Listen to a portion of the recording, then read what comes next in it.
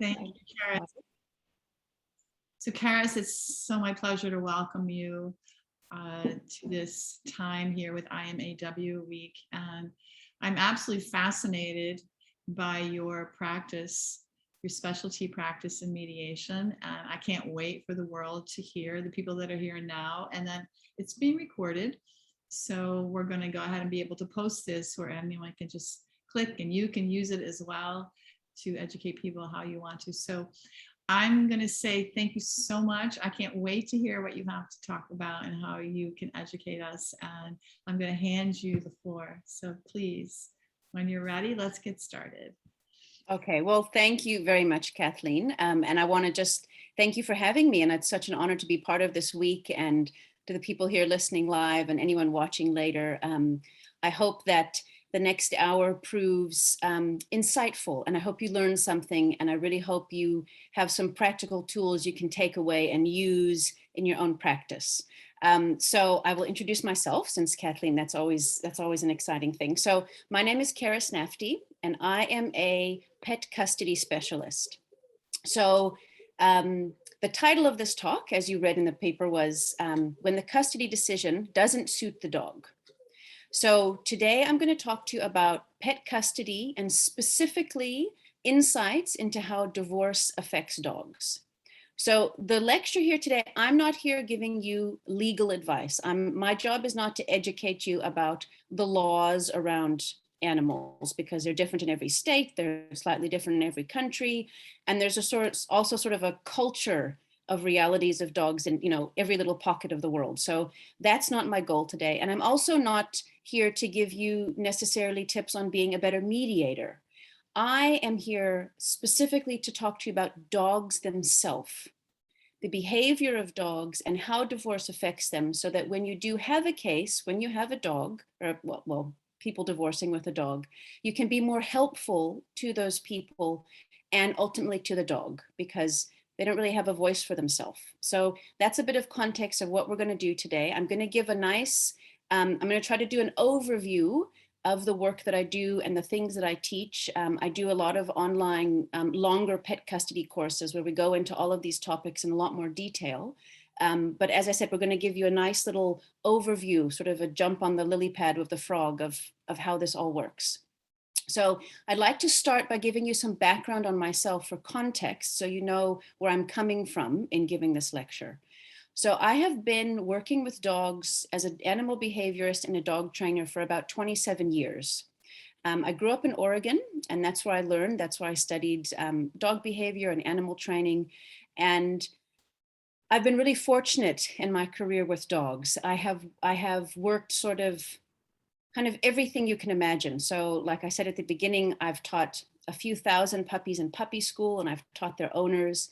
I work in movies with dogs. So I've had the real pleasure of training dogs to work in film. I got to do, my highlight of my film career was I got to train the dog Sandy for a production of Annie, but it was a live play. So I was on stage with the Sandy dog live, doing that sort of thing. So I've done that sort of work, and I've done a lot of work. The primary focus of my dog work has been working with troubled dogs. So in addition to the dog training and the sort of people who come to me for happy reasons. So obviously when people have a puppy, it's very sweet and everyone's inspired and ready to grow their dog up into the best dog possible. And those are really joyful, quite enlivening interactions I have with my those kind of clients. But most of my work has focused around working with people who are having real problems with their dogs. I just got a call now before I went on. Someone sent me a video of their child who's got stitches on its face and its nose because it's just been bitten by the family dog. So I get a lot of those kind of calls. I get dogs who are suffering from anxiety problems, dogs who are aggressive toward dogs or toward people, dogs who run away, who won't come back when they're called, dogs trying to kill the cat next door, animals who can't get along with each other, and dogs peeing in the house, and all of the kind of stuff you've seen on all the various doggy TV shows. That's what I've been doing for many, many years. Now, what I noticed, and sort of title-wise, I'm a certified dog behavior consultant, and that, for people who aren't in this world, that's the highest qualification someone in my field can have without being a vet. So I'm not a vet. I can't prescribe medication, but other than that, if your dog's having a problem, I can work with it, and I probably have worked with that sort of issue before. So coming from that background to lead into the work that I do now, about, I would say probably 10 years ago, I started seeing clients who were calling me for various problems with their dogs. And always when I have a problem with a dog, I have to find out why the problem is happening. Because dog behavior, a dog could be doing the same behavior, but they could be doing it for different reasons. So that's kind of my first detective story when I try to fix a dog who's having a problem of some sort. And I was encountering dogs who were having various behavior problems. And the reason for the behavior problems was that at the time of the divorce, the custody decision did not suit the dog. And so a month or a year later, the dog, who was still in this, still bound by the custody decision, wasn't able to cope with it. And so I had to go back and try to do some negotiating with the families and help in whatever way I could. But I started seeing a pattern, and I realized that, well, no one is actually working with divorce mediators to help make the right decision in the first place.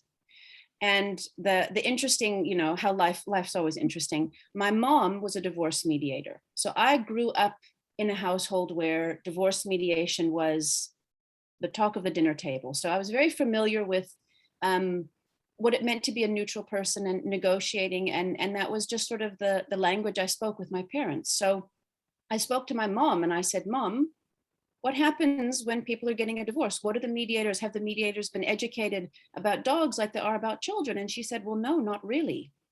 So from that, I decided that that's where I was going to focus my work. So I became an accredited international divorce mediator myself. And now I bring those two sides of my work together to present what I'm going to present to you now. And I do the work that I do now. For interest's sake, I'm speaking to you right now from South Africa. So I actually live in Cape Town, even though I'm American, but my work is all over the world, because the truth is, dogs are dogs. It doesn't matter if you're in Africa or China or the UK or Los Angeles. Dogs all behave the same. So I work all over the world doing this, and I'm really excited to be presenting this to you now. So I'm going to give some general information. If you do have a question, please feel free just to put your hand up and ask it as we go, and we'll care for it. We don't have a huge crowd, so it's fine. We can do that. Okay, so let me carry on here. So what I like to tell people about my work is that I think the main driving force of it initially was that I don't want people to treat dogs like children, because dogs are not children. They are animals. They are a whole different species. And the challenge comes in, the difficulty, when people do emotionally see their dogs as children. They start treating them in the same way. And then you actually lose the dog involved in the equation. And in divorce, this is now especially common. This is just becoming very prevalent in the frequency of shared custody arrangements that people are offering for dogs. And it's become very popular. It's become a default with some of the mediators that I work with. They sort of present it to their clients as a default idea. And the truth is that, which I'll explain a little bit more, shared custody is very, very hard for many dogs. I don't want to say most dogs, but I could almost say most dogs. So we have to sort of assess whether or not shared custody can be tolerated by a dog. That's the word I use, tolerated, which sounds a bit harsh, but it's true from a dog's perspective. So a lot of the education I do is focused on understanding what a dog is, and that it's not a child, even if you love it like a kid. It isn't the same thing. The truth is, dogs are very simple. They're a lot simpler than we give them credit for, and their behavior usually has a much simpler reason than we want to think. So for example, it's very common that dogs, when they get left home alone for a few hours, they'll chew up your couch, or they'll chew up your shoe or your glasses, or the remote control or something like that. And the tendency when you come home and you find that your stuff has been destroyed, especially if it's something valuable, is to think, well, the dog was angry at me for leaving, and it got back at me and it gave me a message by chewing on my very favorite pair of gym shoes, to tell me it was upset that I left. So dogs are not that complicated. They don't send messages. They don't have a concept of value, and that by damaging something, it's going to upset you. And if you sort of think about it logically, it's not possible for animals to be that complicated. What dogs do is that they'll chew if they're bored. And so it's a perfectly normal dog behavior that if they have nothing to do and they're maybe a little bit antsy or a little bit bored, the way that they will deal with it is they will want to chew on something. And the most interesting part about this particular dynamic, which just goes to the point of education, is that most dogs will chew on something that smells like the person that they love the most or that they're most bonded with. Which means your dog will chew on your favorite shoes because they stink like your feet the most, not because they hate you, because it makes them comforted to chew on that. So they will chew on the remote control that you hold. They'll chew on your shoes. They'll chew on your favorite sweater, or the couch where you rest your hand when you're watching TV or something like that. So that's just a little example of some of the education I do so that people don't assume dogs are more complicated than they are. What makes them lovely is they are just simple little animals. They're not nearly as crafty as we might imagine they are. So what I want to talk about now is I'm going to talk about the 3 biggest hurdles that people are likely to encounter when they are dealing with a dog in a divorce situation. And the 3 biggest hurdles are humanizing, weaponizing, and bargaining. Now, obviously, there's a million parallels with children, and those of you who work in this field with kids can draw all kinds of lines, but I'm going to talk specifically about the animals now. And also, I should have said this at the beginning, I'm talking now about dogs, but the work that I do also applies to cats and parrots. I have had lots of other kind of species I work with, but the majority of the work that I do is with dogs, but a lot of this can just be equally applied to any various other species. So humanizing, this speaks to what I was saying about people treating dogs like kids. Humanizing, you will notice people humanizing their dogs when they'll say things like, well, Rover doesn't want to see you anymore, or Rover doesn't like you, or Rover doesn't like it when you go out with your new girlfriend, which we've all can imagine where that's coming from. Rather than people being able to sort of say what they want, they will speak through their dog sometimes. And this is of course dangerous because then the other party can say, well, no, but Rover does want to come with me. So when you are faced with a couple and a dog and they start saying, Rover wants fill in the blank, just try to direct them back to talk about themselves. Say, okay, let's just, reframe the language a little bit. What do you want? Miss Jones, let's try to leave Rover out of it, just to make people a little bit more conscious of what it is that they're actually saying. And humanizing plays in later about visitation, which I'll get to before the hour's over. So that's something just to look out for, and just look out for people's language.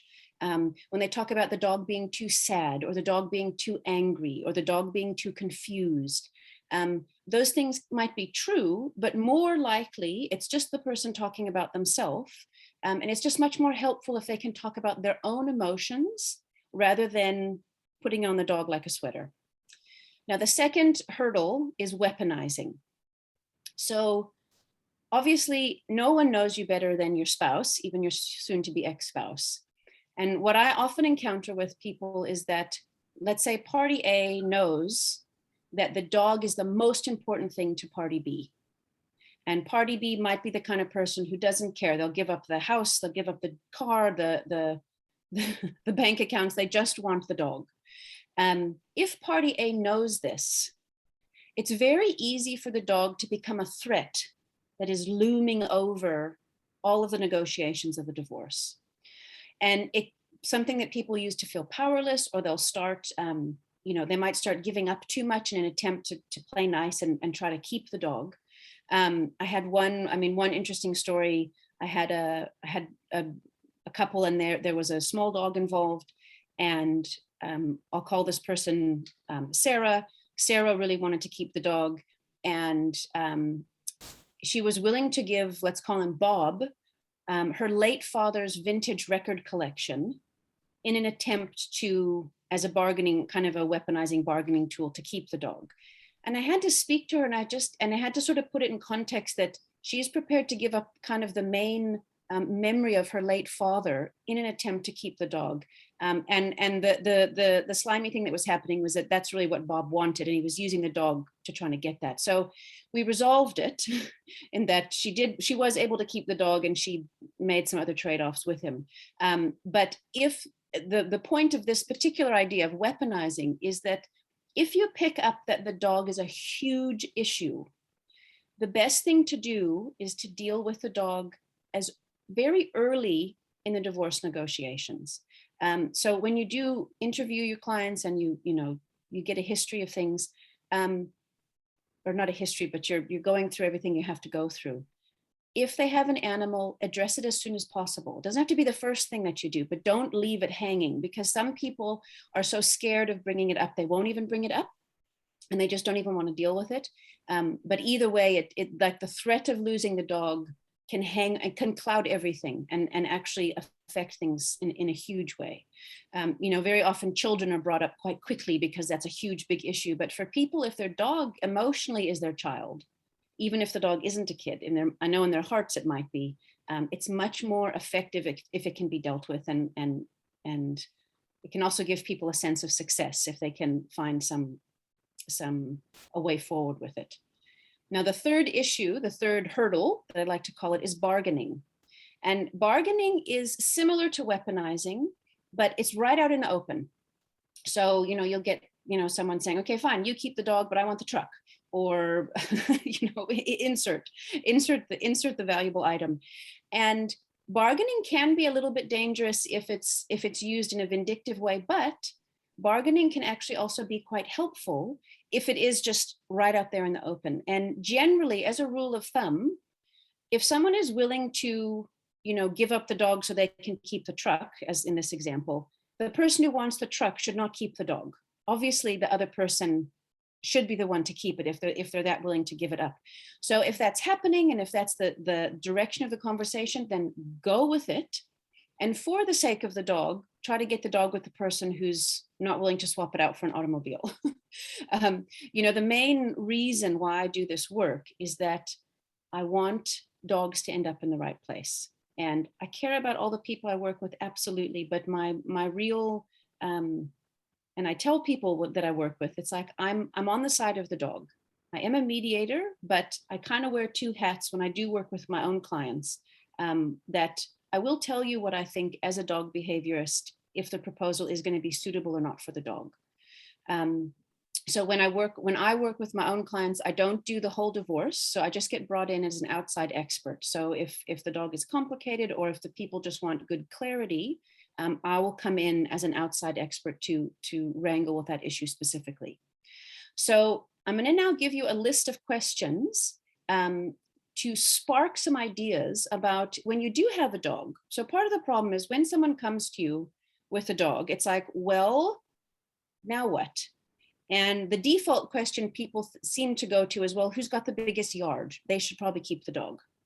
And a backyard, honestly, isn't that tremendously interesting to a dog. So anyone who has a dog, you will know that dogs don't just run around in the backyard and entertain themselves.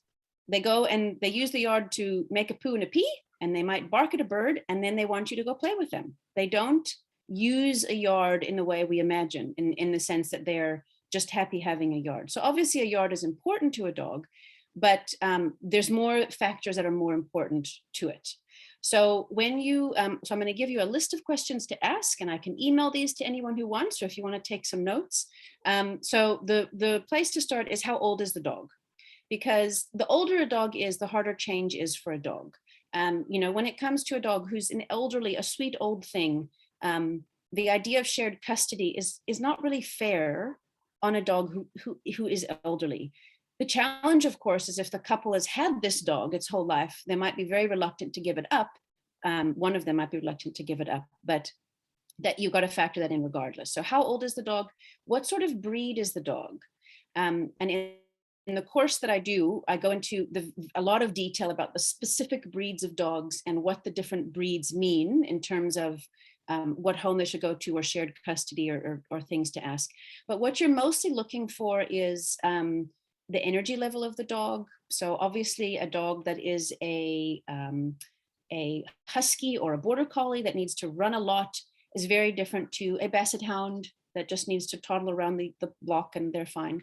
And the purpose of these questions is also to spark your client's mind about, oh, hang on, I hadn't thought about that. What's actually good for the dog?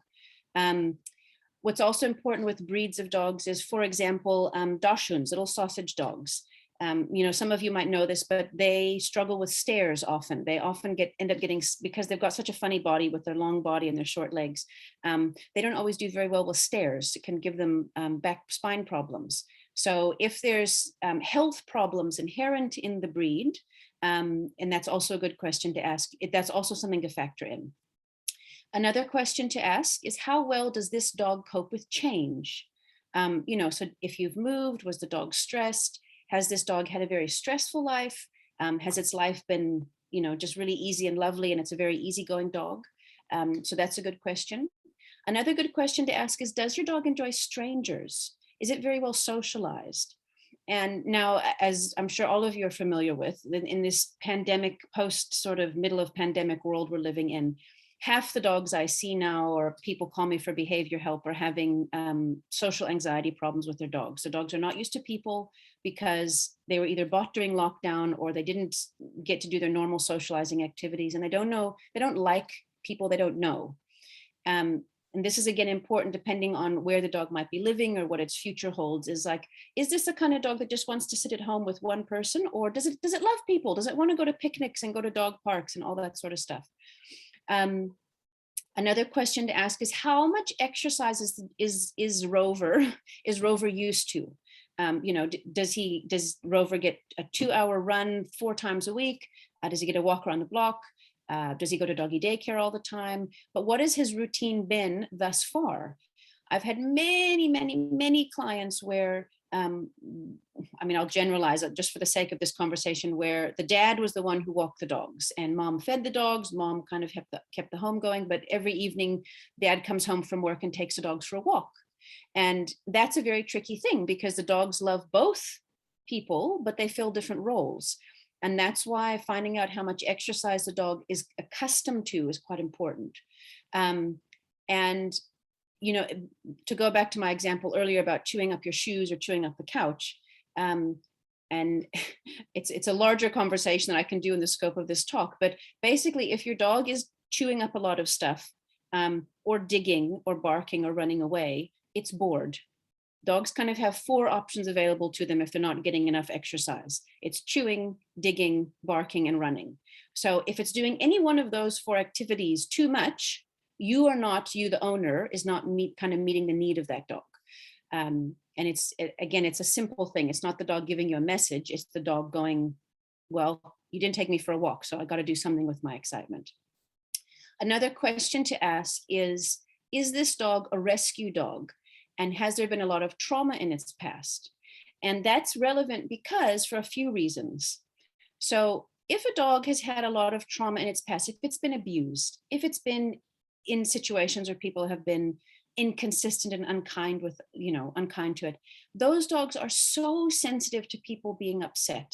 So those dogs really struggle in the actual heat of the divorce itself, that tension even leading up to it, because they can tell their owners are more emotional than normal.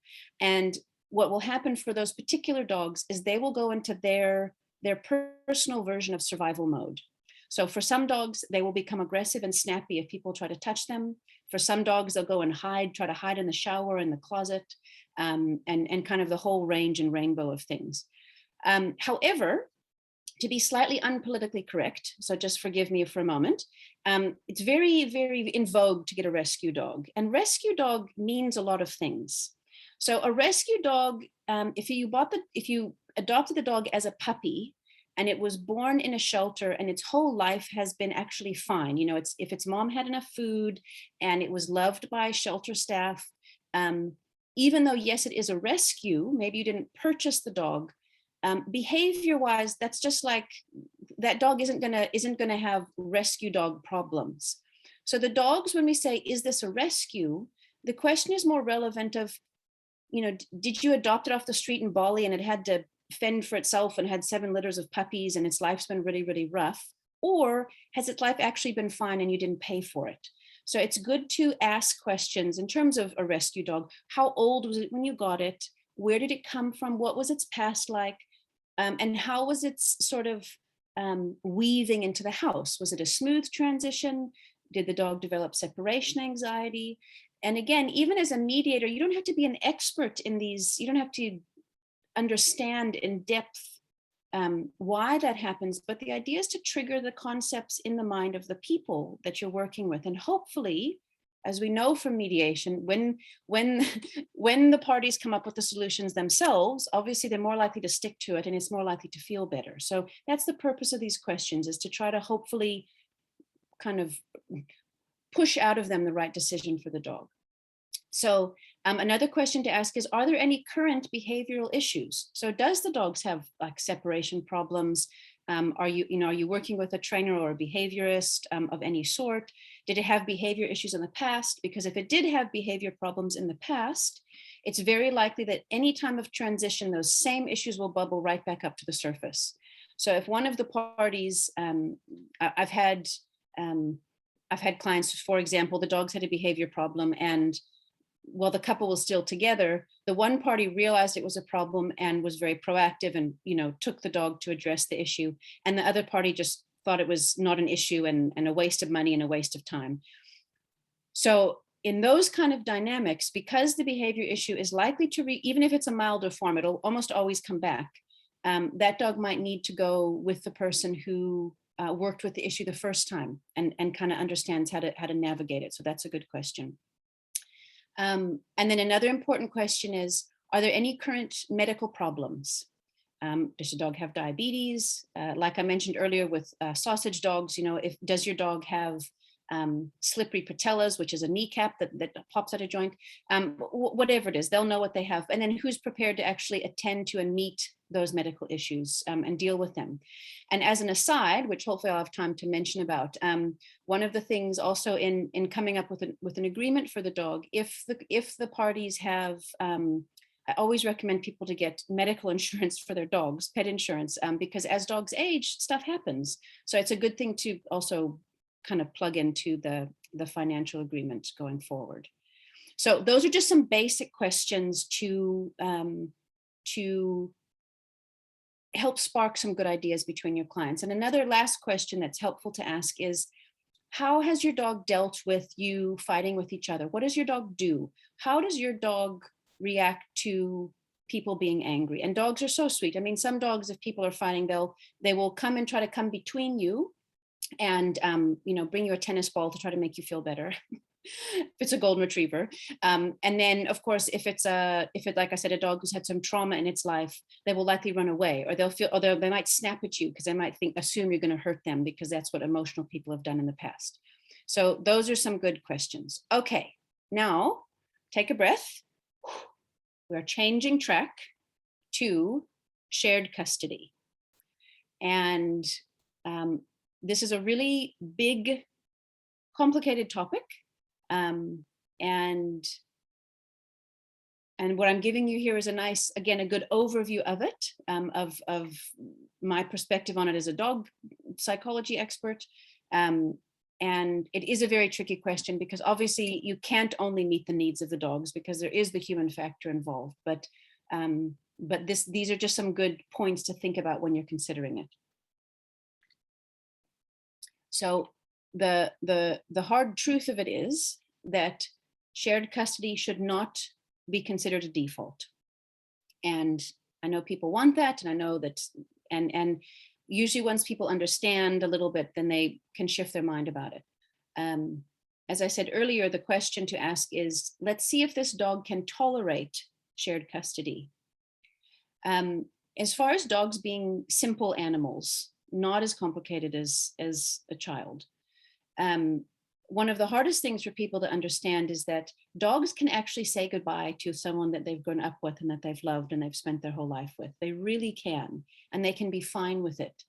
It's very much a human notion that this dog needs to see me for the rest of its life because I raised it for the first however many years. It's not the case. I have worked with so many dogs over the years who have been rehomed for various reasons. So, either from divorce and the couple just gave the dog away, which some people do. There's a million reasons why people have to give a dog away, and some are sad and some are correct. But I have worked with those dogs in their new homes, and they're fine. What's very hard is the previous owner not being able to accept it, and they are the ones who struggle with it.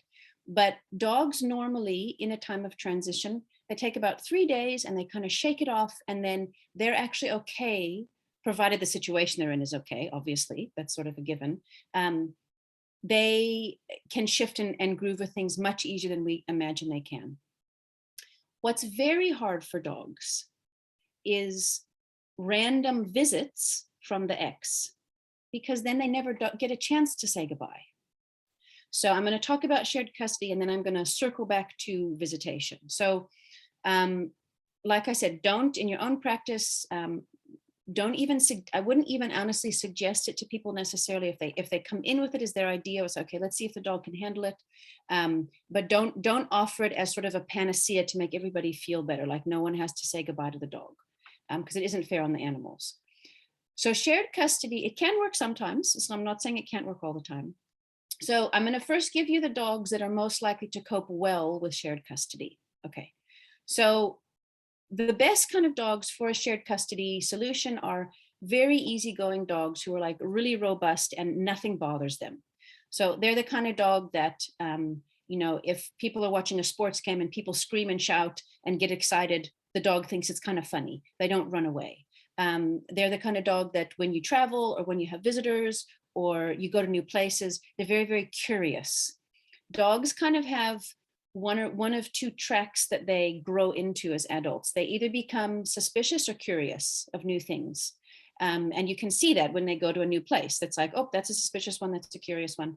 And the curious dogs can handle shared custody a lot better than the suspicious ones. Shared custody works best, obviously, when the people are able to hand the dogs over peacefully without a lot of emotional charge going back and forth. Cue in child custody, obviously, because the dogs have no concept of it. And as you can imagine, a lot of the people who want to do shared custody with their dogs, in my opinion, it's kind of less about the dog and it's more about having an excuse to either keep tabs on their ex or stay connected to them because they can't actually let it go, allow the relationship to leave. And then, of course, every handoff is a fight because that's how the relationship has just changed into a fighting relationship. I have done once with someone where they wanted to do shared custody and the couple could see that they weren't going to be good together. And the solution we came to is there was a dog walker. They hired a dog walker who did the transition for them. And they were both fine with it because they were cognizant of the fact that they're going to fight if they see each other, but they're committed to trying this with the dog. And that actually worked fine. Then they didn't have to see each other and everything worked. Okay. And then shared custody also works better with dogs who are generally younger and confident, which goes back to being robust. Okay, it's not fair to do shared custody for a little 12-year-old Pomeranian who's white in the face and scared of loud noises, to make a generalization. Now, if there are human children involved and the dog is quite bonded with the children, often what does work very well is if the dogs move with the kids, because the dogs kind of get that routine and the children become the steady factor for the dogs. And obviously for a lot of children, that's great that they can move back and forth with the dog. And generally dogs that are kind of good and happy with kids are not sort of overly anxious, overly traumatized dogs. Those dogs you don't often find those dogs as much in families with little kids because they don't match very well. So provided everything's kind of cool with the dog and the family wants to do that, that is a good indication for it. The other reason I find that works well is that when there's human children involved, the dogs don't tend to take as much of an emotional front seat. So the kids take more of that and the dogs become the back factor, which is actually healthier psychologically for a dog. A dog should never be the focus of a household. It's too much pressure for them. Okay. And a very easygoing breed. So like I said, I don't have the time to go through all the breeds, but not guarding breeds. Okay, I'm going to switch to not advisable. I'm getting ahead of myself. So shared custody is not so advisable, as I said, with older dogs. And even if it's not an elderly dog, still a dog that's very much not young. Sometimes they struggle just with change. Depends on how adaptive, if they're the curious or the suspicious sort. Dogs who have a lot of medical problems, it's not fair. Dogs who are blind, dogs who are deaf or have any sort of disability, they struggle really moving between their houses. And if it's a rescue dog who is, falls into the category of having a lot of genuine trauma, not just born in a shelter. And the truth is, it's such a tricky thing. There's no one size fits all solutions, because some of the coolest dogs I know have had the worst backgrounds. They've kind of lived through hell and they've come out of it like just the coolest dogs. One of my own dogs who was a rescue, she became a therapy dog. And she grew up in the worst situation imaginable. And by the time she was about 3 or 4 years old, on a whim, I took her to be tested to work as a therapy dog, and she passed. And she would go to old age homes and hospitals and was completely relaxed with emotional upset people, but it didn't faze her. And she would just get pets and get treats, and it was very sweet. So you do have to assess each dog as an individual. But if it is a rescue dog who's nervous of everything, shared custody is going to be a real struggle for that dog. Now, as far as breeds go, you cannot take this as a set rule, because obviously everything's different. But generally, if you have a breed of dog that was originally bred to work on a farm, and that was bred to work as a guarding dog, a livestock dog, or a herding dog, those dogs also get very, very bonded to their home. And they tend to be very bonded to one person more than other dogs. So, and again, I'm very much generalizing, so take it with a pinch of salt, but like a Labrador dog, for example, they kind of love the whole world and they love everybody and they love the kids and the grannies and the bunnies and everything's fine. If you have a German Shepherd, they are bred to focus on one individual person as their person. And that's genetically hardwired into them. And also to really know where their space is and where's mine and where's yours and all that kind of stuff. I know Susan's got a Doberman, and he would be the same. They're wired not to be friendly with everybody. They're not wired to be adaptable. They're wired, sort of bred to know what's mine, what's yours, and that's where I have to find my place. So generally those dogs are not so good for a shared custody situation. Although in some cases, if the dog, again, has bonded on the kids, if it's focused on the children, then it's a little bit easier. So those dogs get very attached to their house. And it's quite funny. I mean, I have 4 of my own dogs and I train my dogs and we do competitions and all, like really cool stuff. They go on movie shoots with me. But my one dog is absolutely my husband's dog. And he's an Australian cattle dog and he's a super cool dog. And I have a wall full of ribbons of competitions I've won from him. But if my husband says his name, he'll disappear from me and go off and with him. And I know if we were to get a divorce, Sam's gone. He's not even with me. So anyway, so that's where you have to be quite smart about if this dog is suitable for a shared custody thing. The other thing that's interesting is that for dogs that are more energetic, what is most important to them is exercise and games and the sense of working. And for a dog, when I say working, working can be catching a Frisbee in the park. But if they do it every day and they get really tired and that's kind of their daily task, then that for those dogs will be more important than a big yard. It will be more important than, getting fed exactly at the same time every day. It's that for a busy dog, exercise is what they need more than anything. I'm just going to check. There was just a comment here. Okay. Hi, Susan. Yes. Okay. So, sorry. Excuse me, staring at the screen. Okay. So, and also small toy dog breeds are generally, unless you've really socialized a Yorkshire Terrier or a toy poodle or a Chihuahua, you know, the tiny small little dogs, they're not very robust. And unfortunately, most people tend not to raise small dogs in the same way that they would raise a big breed. And so you get very often, like stereotypically, let's say, small dogs are kind of yappy and neurotic and snap at people's heels. We've all met those dogs and kind of had those cliches in our head. The reason that happens is not because of the breed. It's not because they're small, but it's because when they were little, they didn't get a chance to get used to other dogs and get used to people. And being so tiny, they have learned that when they snap and yap, you know, people stay away from them and other dogs stay away. And for them, it's more comfortable for people to stay away. So at my training school, when, you know, people sometimes call me and they say, oh, I want to come to training class, but you know what, I've got this very small Pekingese. So I'm going to wait till he's a lot older because he's little right now. And what I say is, I say, no, your dog's always going to be short. His whole life, he's going to be short. He's got to get used to the fact that everybody he meets is tall, and he needs to get used to that now, and then he won't be yappy. So of my 4 dogs, I've got a huge, big Black Russian Terrier. I've got a Border Collie, a cattle dog, and a miniature poodle. My miniature poodle is probably the coolest dog because I just treated him like a dog. He's the most confident, awesome dude. He goes everywhere. He's completely relaxed with other dogs. So anyway, sorry, that was a tangent. But as far as shared custody, which is what we're talking about now, unless you have an incredibly well socialized, super duper small breed, they also will struggle with shared custody because they tend not to be very used to dealing with stress, and it can be a little bit difficult for them. Okay, so that's on the shared custody side. So one of the things that I recommend to people is that, and this is a nice little thing you can put in your toolbox.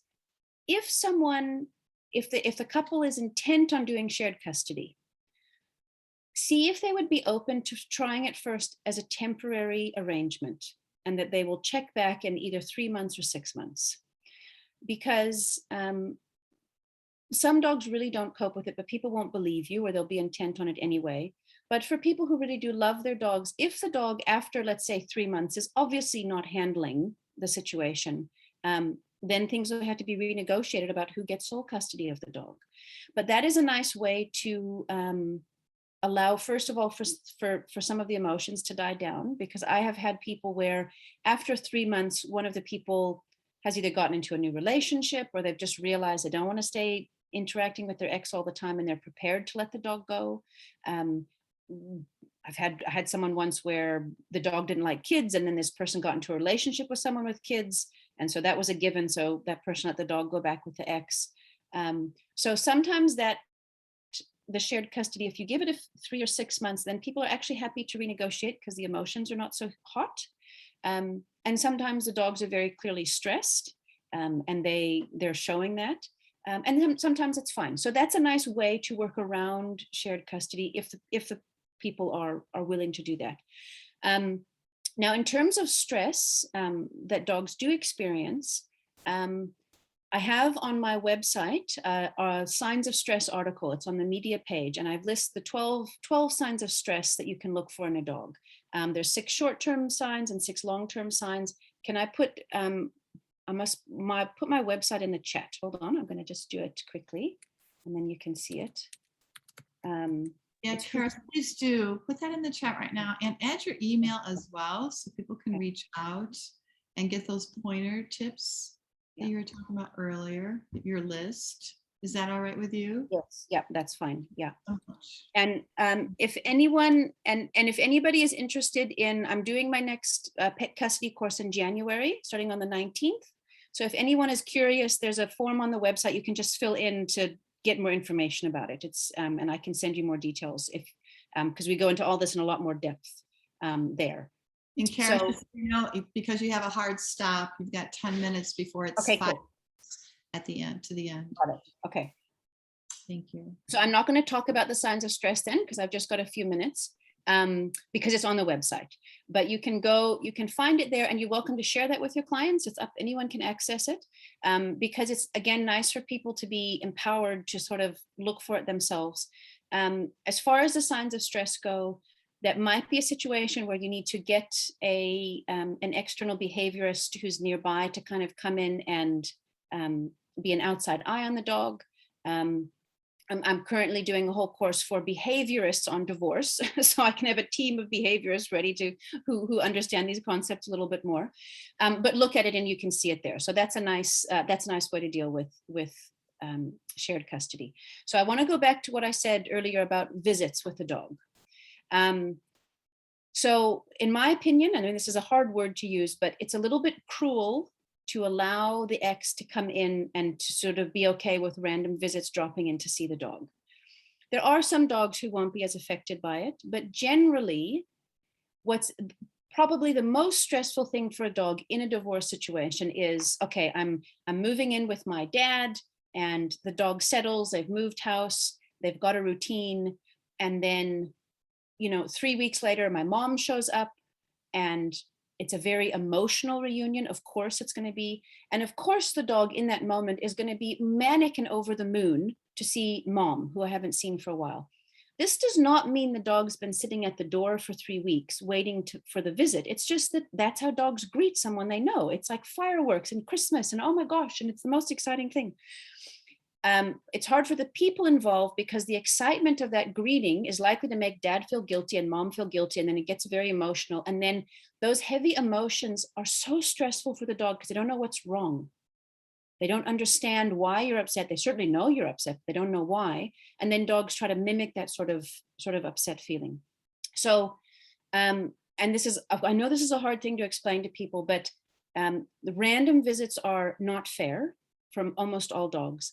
What can work is quite a scheduled visit where, let's say, every Tuesday and Thursday, my mom comes to take me for a walk.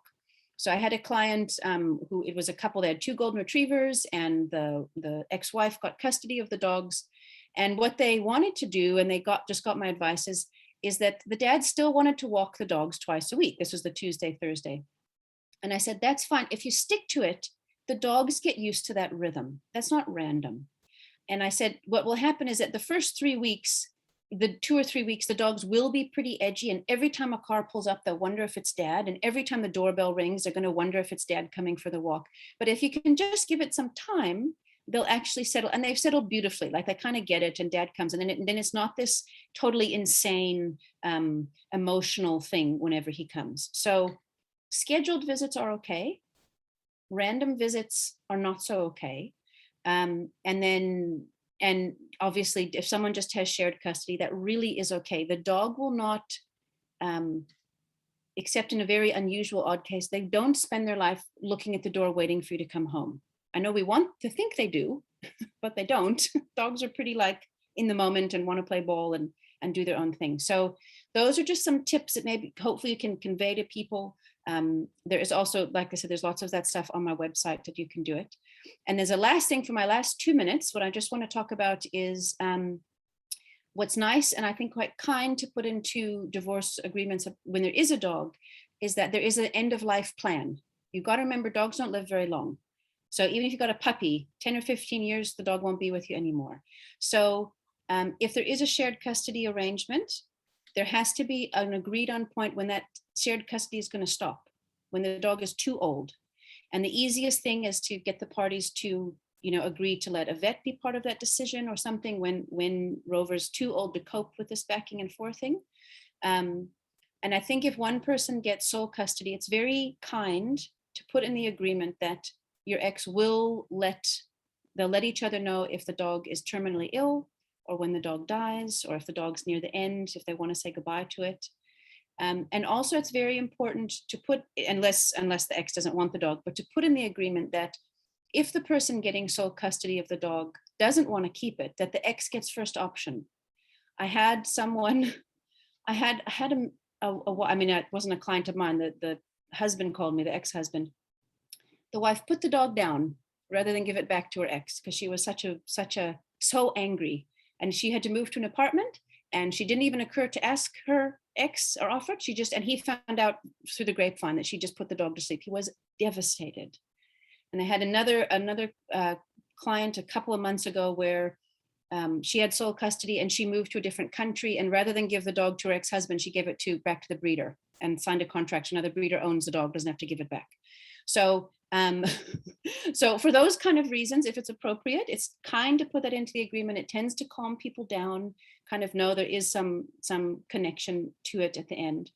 And I think that's where I'm going to leave it for now. And does anyone have any questions for the last minute or two before I have to go? Anything?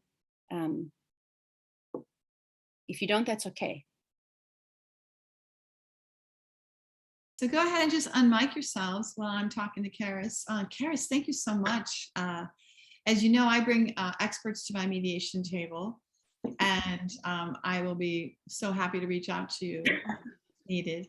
And now I know that I need to talk about the dogs first in the beginning of the mediation. It's like money, dogs. And the other thing is, frequent flyer miles, by the way. That's like number 3. And, people get attached. And now I understand the better order, because really, I used to breed golden retrievers, and I was like, I wasn't even really thinking about the dogs, talking about them, in the beginning of the mediation. So I'm guilty of that ignorance is not bliss thing as a mediator. So thank you so much for this. I love your specialty area, as I've told you before. And I like how dealing with the dogs up front, as well as the money up front, deals with the emotionality surrounding the dogs. As with money, it sounds like it's going to provide a relief so the mediation can move forward, knowing that this dog issue is also resolved. So I just think it's incredibly vital, the information that you shared with us today. So Great. thank you.